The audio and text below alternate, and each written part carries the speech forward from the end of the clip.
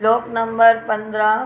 असिद्धार्थानैव क्वचिदपि सदेवासुरनरे निवर्तन्ते नित्यं जगति जयिनो यस्य विशिखः स पश्यन्नीशत्वा नितरसुरसाधारणमभूत् स्मरः स्मर्तव्यात्मा नैव शिशुपत्रः परिभवः। ईश शब्द आया यहाँ महादेव के लिए। तीसरी पंक्ति में सपश्यन ईश, एक न का लोप हो जाएगा इसमें, पश्यन ईश में। हे सर्वेश्वर, हे सबके शासक। ईश का अर्थ है हे सब पर शासन करने वाले। यस्य जैनो विशिखा, जिस विश्व पर विजय प्राप्त करने वाले कामदेव के, विशिखा का अर्थ है बाण, जिस विश्व विजयी काम के बाण। सदैव असुर नरे, देवताओं, असुरों और नरों पर जब वो बाण छोड़ता है कामदेव, बाण उसके फूलों के हैं, पर जब किसी को भी व्याप जाता है काम, वो घायल हो जाता है व्यक्ति। देव दानव तथा मानव के सहित जगती विश्व भर में क्वचिदपि नैव असिद्धार्था, कहीं भी जिसके बाण असिद्ध नहीं होते, कार्य को सिद्ध किए बिना ना निवर्तन्ते, नहीं लौटते, कार्य को सिद्ध करके ही लौटते हैं। अर्थात जिस जिस व्यक्ति, देवता, असुर को काम व्याप जाता है, उसके बाण उस व्यक्ति के हृदय को कामनाओं से विचलित कर देते हैं। वो व्यक्ति घायल हो जाता है, उसको समझ ही नहीं आती मैं क्या करूं, उसी कामना के पूर्ति में वह लग जाता है। तो इसी को कहते हैं कामदेव के बाणों से घायल हो जाना। यानी ये कह रहे हैं हे सबके शासक, जिस कामदेव के बाण कभी काम सिद्ध किए बिना वापिस नहीं लौटते। कौन? जिस कामदेव के बाण। कैसा है वो कामदेव? जगती जैनो, जगती में कौन कौन आ गए? सदेवा सुर नरे जगती, देवता, असुर और मनुष्यों के सहित जगती विश्व भर में कहीं भी जिसके बाण वापिस नहीं लौटते, अर्थात अपना काम करके ही लौटते हैं, सब वह कामदेव पश्यन, आपके द्वारा देखे जाते हुए ही।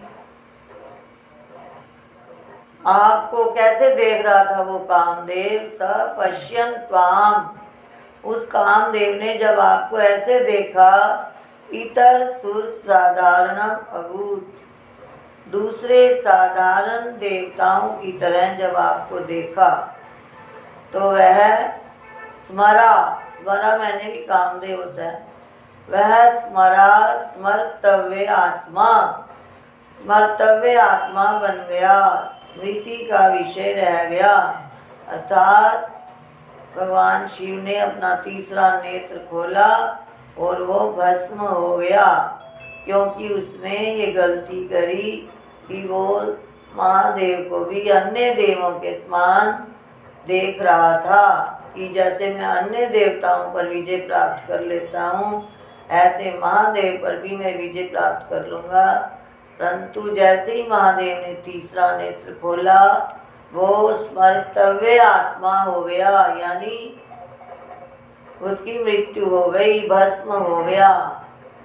पर इसका निष्कर्ष निकाल रहे हैं श्लोक का कि वशिषु परिभवा पथ्या न ही, जो जितेंद्रिय पुरुष होते हैं वह शिशु जिन्होंने अपने मन इंद्रियों पर विजय प्राप्त कर ली होती है, ऐसे महापुरुषों का, देवताओं का परिभवा तिरस्कार करना, उनका अनादर करना, पथ्यान हितकर नहीं होता, अर्थात तुम्हारा कोई ना कोई अहित हो जाएगा अगर इस प्रकार से सज्जनों को, महापुरुषों को, भगवान शिव को वो भी इस प्रकार से सताओगे तो क्या होगा? मृत्यु निश्चित है। जिस प्रकार वो कामदेव केवल स्मृति का विषय रह गया, भस्म हो गया, उसी प्रकार कोई भी पुरुष जितेंद्रिय पुरुषों का, जिन्होंने अपनी इंद्रियों पर विजय प्राप्त कर ली है, ऐसे सज्जनों का तिरस्कार करेगा तो उसका कल्याण नहीं हो सकता। तो इस श्लोक का अगर आपसे निष्कर्ष पूछा जाए तो ये होगा, नहीं व शिशु पथ्यः परिभवा, अर्थात जिन्होंने अपनी मन इंद्रियों को वश में कर लिया है उनका अनादर करना हितकर नहीं होता। वह शिशु पथ्यः परिभवा न। तो पूरे का अर्थ ये हुआ, हे सर्वेश्वर, जिस विश्व विजयी कामदेव के बाण देवता, दानव तथा मानव के सहित सारे विश्व पर बिना काम सिद्ध किए नहीं लौटते, अर्थात वो काम सबको विचलित कर देता है। वही कामदेव जब आपको साधारण देवता मानने लगा, अन्य देवताओं के समान मानकर जब वह भी आपके समक्ष आया और उसने आपके हृदय पर प्रहार किया तो वह केवल स्मृति मात्र का विषय रह गया। हे भगवान, आपने तीसरा नेत्र खोलकर उसे भस्म कर दिया। तो ठीक ही कहा है कि जो इंद्रियों पर विजय प्राप्त करने वालों पर प्रहार करता है या उनको सताता है तो वह इसी प्रकार से कामदेव की तरह भस्म हो जाता है। इसलिए कभी भी जितेंद्रिय पुरुषों का तिरस्कार नहीं करना चाहिए। वह शिशु परिभवः पथ्यान, जिन्होंने अपनी इंद्रियों पर विजय प्राप्त कर लिया है उनका परिभव करना, उनका अनादर करना पथ्यान हितकर नहीं होता, अर्थात उससे अहित हो जाता है। इसलिए कहते हैं अगर तुम किसी का दिल अगर सुखी नहीं कर सकते तो दुखाओ भी मत। तो तुम्हें इस प्रकार किसी और वो भी जितेंद्रिय पुरुषों का कभी भी अनादर नहीं करना चाहिए। और वो भी जो जितेंद्रियों के शिरोमणि भगवान शिव हैं उनका अनादर तुम्हारे हित में नहीं होगा, तुम्हारा उससे अहित ही हो जाएगा। हाँ जी, बताओ जी। अब असिद्धार्था नैव क्वचिदपि सदेवासुरनरे निवर्तन्ते नित्यं जगति जैनो यस्य विशिखाः सपश्यन्निशत्वा मितरसुरसाधारणमभूत् स्मरः स्वर्तव्यात्मा